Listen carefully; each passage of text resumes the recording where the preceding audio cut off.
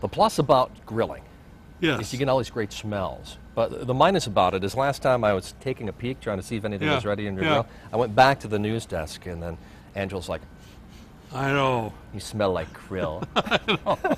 You know, real quick, we used to stop when we used to do the Packer games down in Milwaukee. You know, Sure. we'd do 10,000 brats, and we had a whole crew with us. And we always stopped at the fireside for some refreshments on the way back. Of course. And it was always funny of walking in the door, and just everybody goes, smells, and then turn around and looks at us. It was terrible. Well, you know what? I think we've got your next product. Essence of Grill. I know, you've by talked Mad about Dog and that. Merrill. You've That talked would be about good. that. That is true. That'll work. I think it'll work. I got it all the time. There you go. Hey, we did some pork steak today. Pork steak is very economical. You can't beat the price on pork steak. This is more of a teriyaki. I went ahead and used our Nature's Garden marinade for this. You could use like a teriyaki if you want, but this has everything, the ginger, the onions. And I sort of like to do mine caramelized like this on the top around there. Just a little bit of crust that works out really good.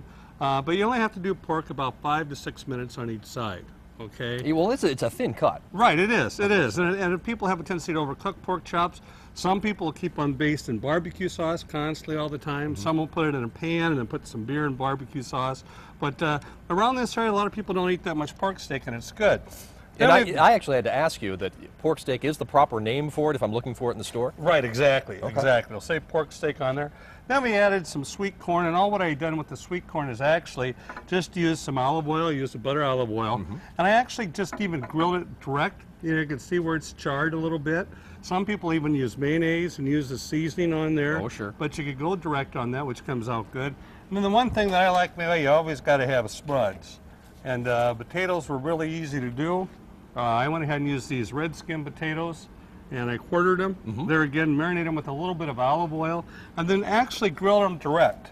And they come out so good. Put a good old tab of butter on them babies and some sour cream, and it comes out absolutely excellent.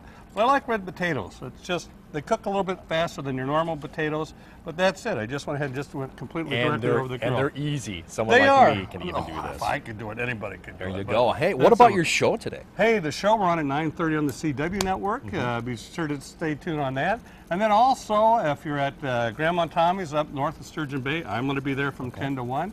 Mad Dog's at Cook's Corner from 11 to 2. I'll follow him after that. And then we got a catering job today, so piece of cake. They are literally all across northeastern Wisconsin We're today. all over the place. Mad Dog and Merrill, this is Merrill right here. Stay with us. We'll be right back watching Good Day Wisconsin.